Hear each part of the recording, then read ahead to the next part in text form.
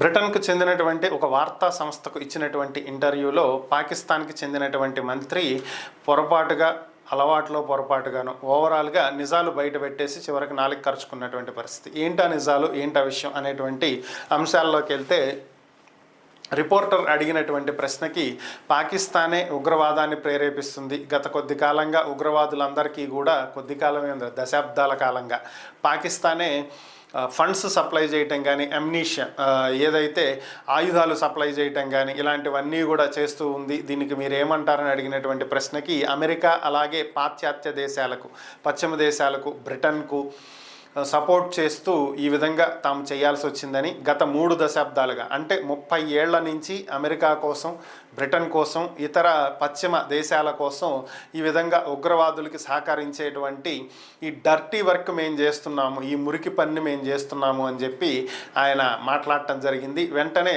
తన తప్పును సరిదిద్దుకునేటువంటి ప్రయత్నంగా ఏదో పొరపాటుగా అనేశాను అని చెప్పి కవర్ చేసేటువంటి ప్రయత్నం చేశారు. బట్ రియాలిటీ ఏంటంటే అదే రియాలిటీ. ఆఫ్ఘనిస్తాన్ సంబంధించి బిన్ లాడెన్ కోసం అమెరికా చేసినటువంటి యుద్ధంలో, తాలిబాన్లకు వ్యతిరేకంగా చేసినటువంటి యుద్ధంలో పాకిస్తాన్ ఏ విధంగా ఏలు పెట్టింది అనేది అందరికీ తెలుసు, ఎలా అమెరికా సపోర్ట్ తీసుకుందనేది అందరికీ తెలుసు. సో ఇలా చాలా అంశాల్లో జరిగింది, ఇదేమీ కొత్త ఏం కాదు. ఓవరాల్గా ఇప్పుడు అదే పాకిస్తాన్కి పెద్ద తలనొప్పిగా మారినటువంటి పరిస్థితి.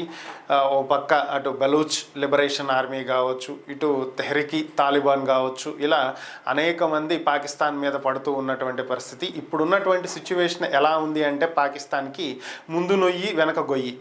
సో ఎందుకు ఈ మాటలు చెప్పాల్సి వస్తుంది అంటే ఆల్రెడీ బోర్డర్ దగ్గర పూర్తి స్థాయిలో భారత్ తమ సైనికుల్ని నిలబెట్టేసింది.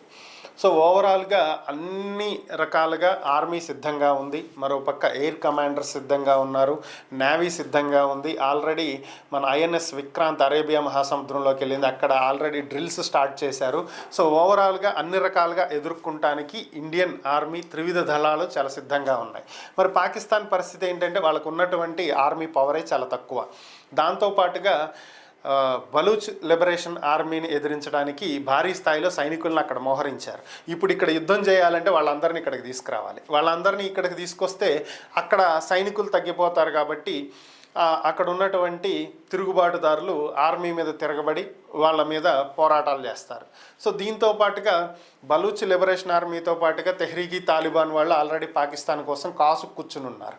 సో అటు నుంచి కూడా సైనికుల్ని ఇక్కడికి తీసుకురావాలి, తప్పదు, భారత్తో యుద్ధంకి తీసుకురావాలి. సో వాళ్ళు అటాక్ చేస్తారు. అంటే అటు పక్కన ఉన్నటువంటి ఆర్మీని ఇటు పక్కకు తీసుకొచ్చారు అంటే పాకిస్తాన్ అటు నుంచి వాళ్ళు ముట్టడిస్తారు, ఇటు నుంచి ఇండియా చేతిలో ఎలాగో ఓడిపోతారు. సో ఓవరాల్గా పాకిస్తాన్కి ఎటు చూసినా నష్టమే. అక్కడి నుంచి సైనికుల్ని తీసుకురాకపోయినా నష్టమే, తీసుకొచ్చినా నష్టమే. సో ముందు నుయ్యి వెనక గుయ్యి.